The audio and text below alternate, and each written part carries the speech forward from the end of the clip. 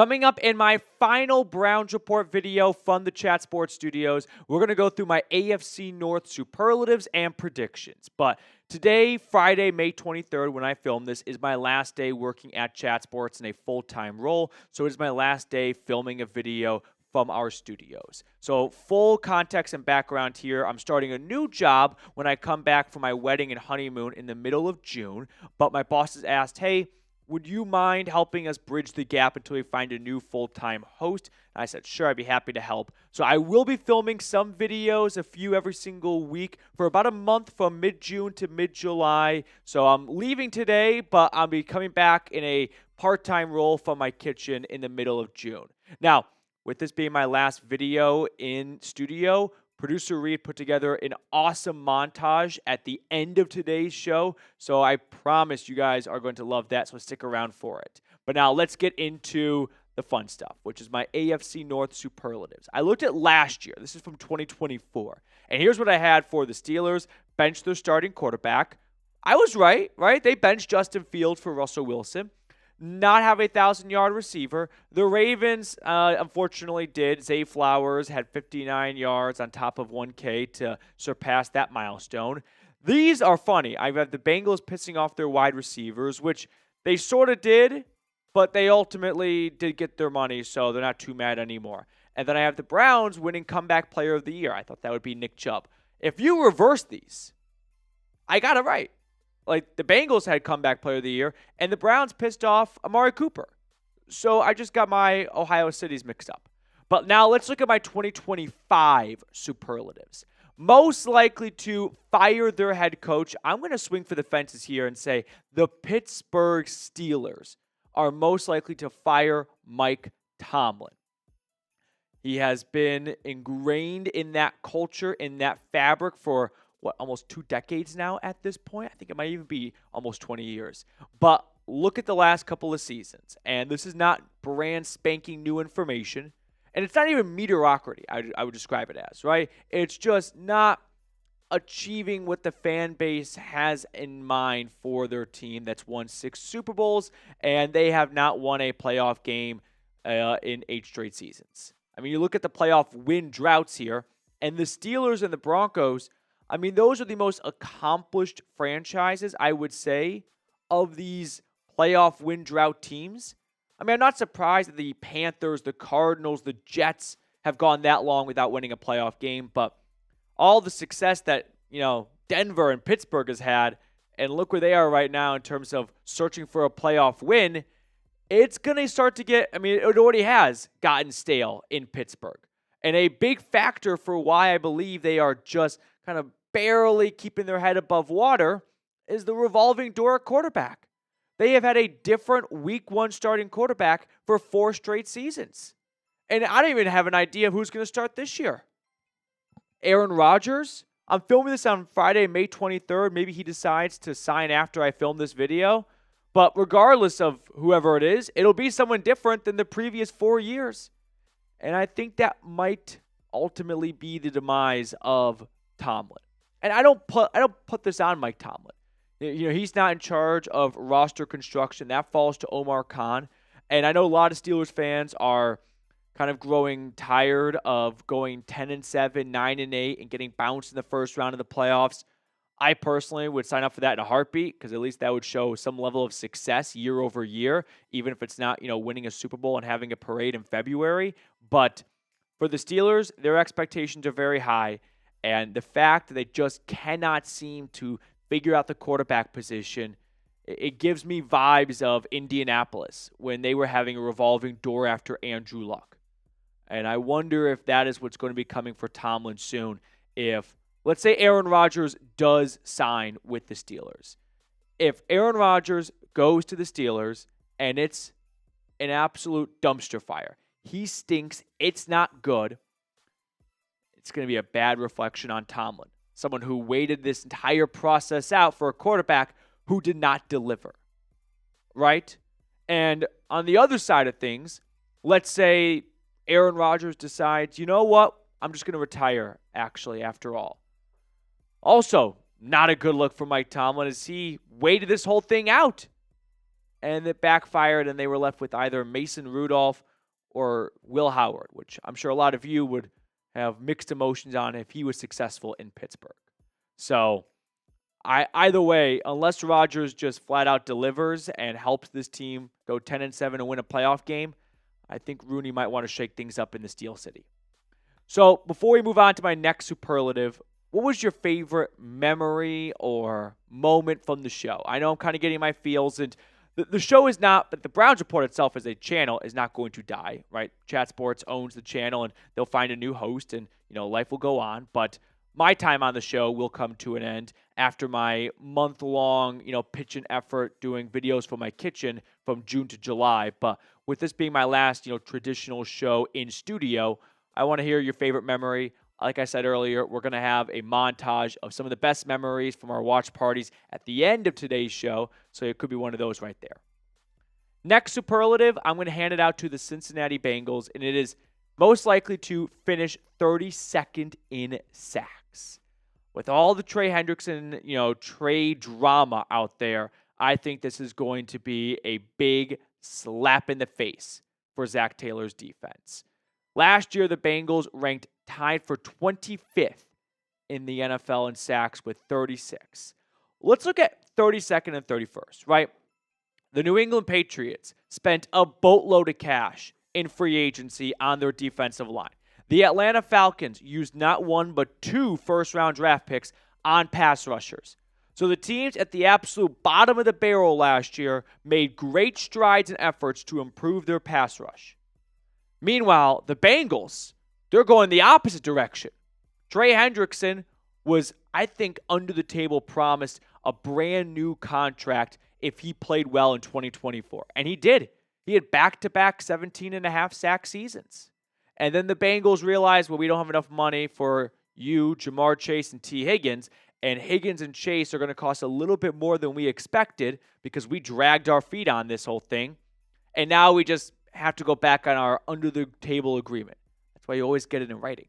But Hendrickson, some fun facts here, accounted for about 50% of the entire sack output by Cincinnati last year, and about a third of all the pressures. If they lose Hendrickson, they're fucked. It reminds me of a story of the old offensive coordinator from Indianapolis. When he was asked by a reporter once, hey, we noticed the backup isn't getting any runs with the first-team offense. What happens if Peyton goes down? Don't you want to have a backup in there who's got some experience? And the offensive coordinator said, if 18 gets hurt, we're fucked. We don't practice fucked. And that's what's happening right now in Cincinnati. If they lose Hendrickson, whether it's because he pulls a Hassan Reddick and he just completely sits out and he takes the fines, it's a lose for him, but it's also a lose for the Cincinnati Bengals because they don't have his services on Sundays. Or they end up just outright trading him. Whatever draft pick they get is not going to help in 2025. Without Hendrickson, they are screwed. And I don't think they're going to have his services this year unless they give him a new contract. And I might have to quit my new job and come back to this job on a one-day contract just to say I was wrong. They aren't as broke as I thought they were down in Cincy. My next superlative will go to the Baltimore Ravens, most likely to repeat the last 3 seasons. I was trying to kind of come up with digs and insults for all other AFC North teams, but I got to level with you. I had a tough time thinking of a legitimate insult that I could truly believe, like I do for these two, for the Ravens, given the success they've had the last couple of years.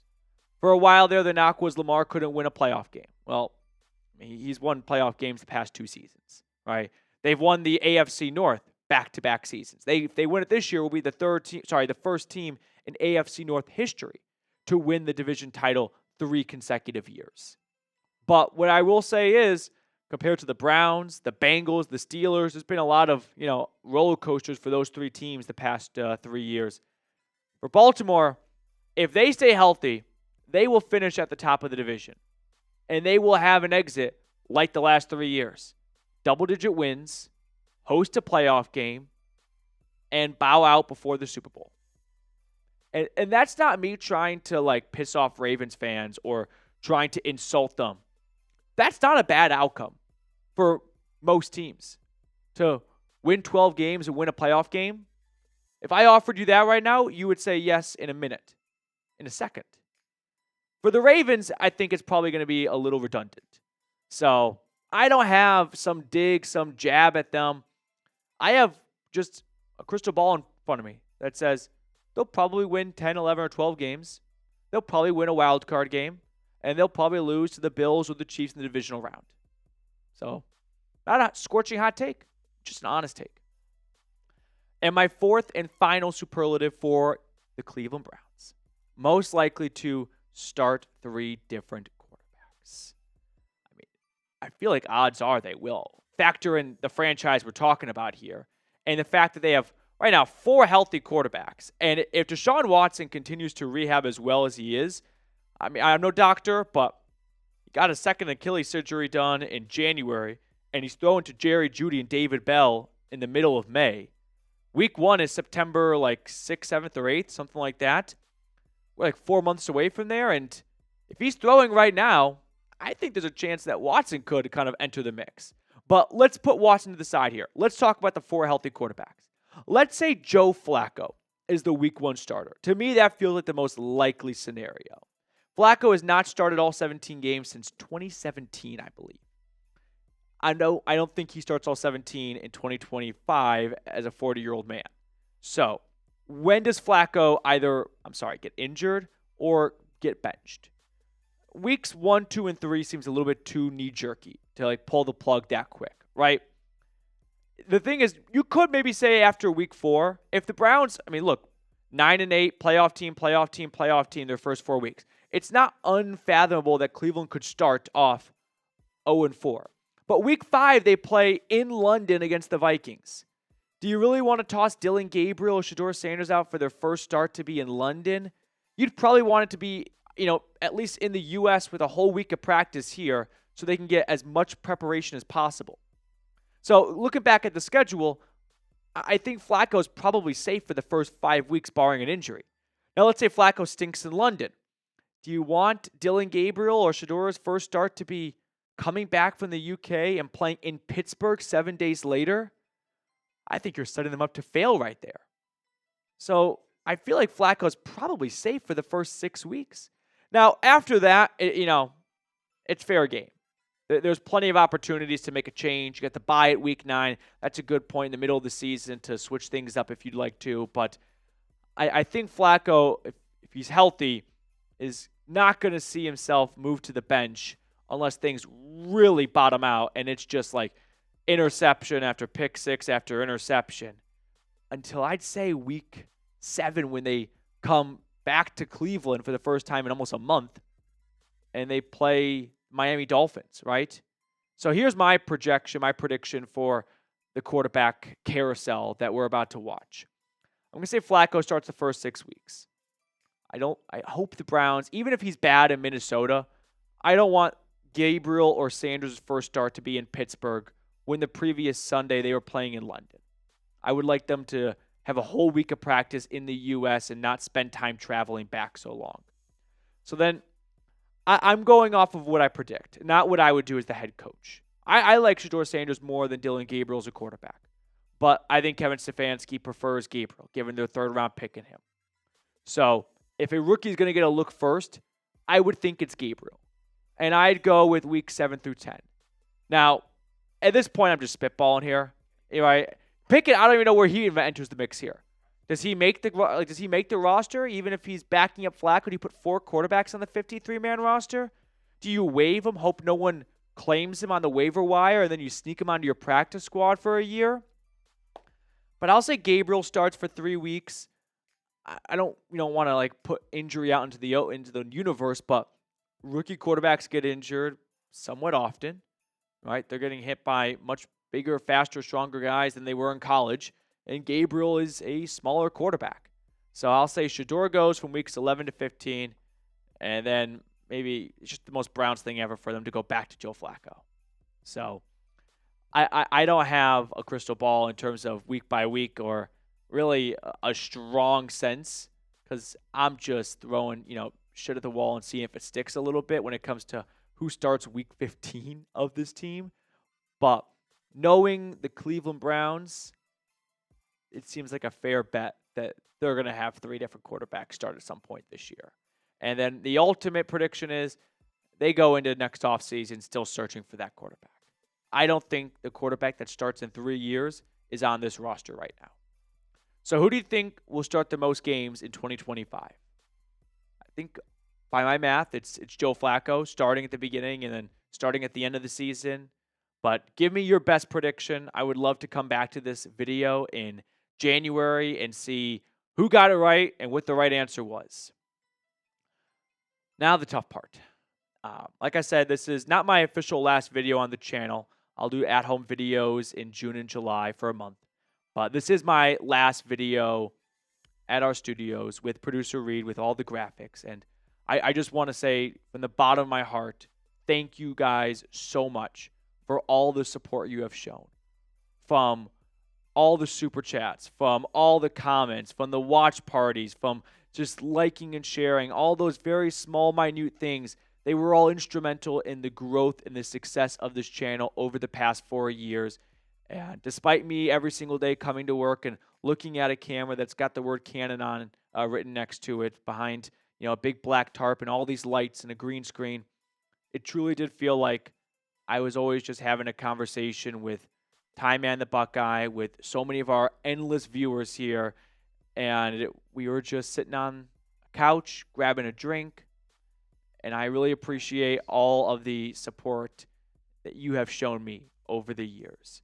So with that, I thought you might get a nice kick out of some of the funnier moments during all the chaos on our Sunday watch parties, since those started a few years ago. So let's go down memory lane together. Snap, good, hold, good, kick is good! Yes! Yes! Yes! Ken York for president! Yes! Yes! Yes! The Yorker! Ken York walked! Yes! 6 seconds, 8 seconds! Who gives a damn? The Browns are gonna win! The Browns have to win! Let's go, Ken York! Yes! That's what I'm talking about! The Cleveland Browns are gonna be 2-0 for the first time since 1993. Flacco throwing down the field, has a man wide open. Touchdown, Corey Davis. He was wide open. Third down, over the middle, touchdown Jets. Garrett Wilson with 22 seconds left. We're tied at 30. Extra point awaiting. 41-yarder for Moody is up. No good! No good! No good! No good! He missed! He pushed it right! He pushed it right! It's no good! The Browns win! Browns win! Browns win! Yes! Jackson throws. That's tipped up! That's tipped up! Pick up! Go! Touchdown! Greg Newsome! Yes! Greg Newsome! Pick six! Yes! Yes! Greg Newsome! Let's go!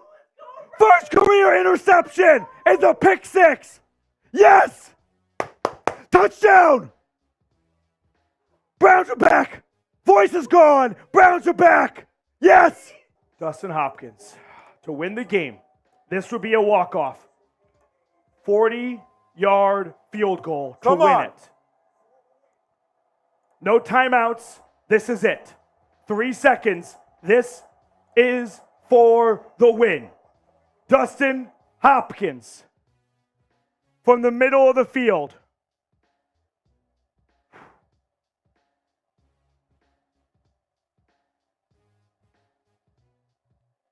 Snap good, hold good, kick is good! Yes, yes, yes! Browns win it! Browns win it! Hopkins, my firstborn son, is now Dustin! Yes! Let's go!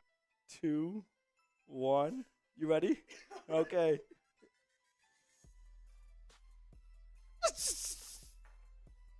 You didn't even... Okay, it's over. They all took pictures. No cameras. I need a paper towel. I'm covered in fucking fireball. There is so much I'm going to miss about this place, the people, you guys at home, and definitely all the shenanigans that happened during the Sunday watch parties, and even some of the shenanigans during our live shows. That last one was like 2 or 3 years ago with Seeps, and if you know, you know. But thank you guys. I'm not made for moments like this, but I want you to truly leave this video knowing what a deep appreciation and love I have for all of you for doing everything to support me and this channel over the years. So, thank you. And with that, Dylan Sutcliffe, a great viewer of this channel, the person we decided to name our pick a card ending after. For my last time, let's pick a card. Can't mess up the order. I usually go first. So I'm going to go. Deep shuffle. I think I have to go King of Clubs. That's my go-to. So I was going to pick the card that I got right the first time ever, which is King of Diamonds. So I like going kings together.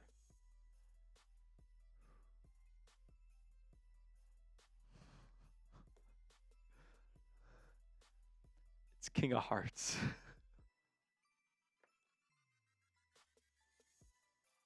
It's King of Hearts. What was the next card? Jack of Spades. Wow. All right. I will see you guys when I come back from my honeymoon in June. And until then, go Brownies.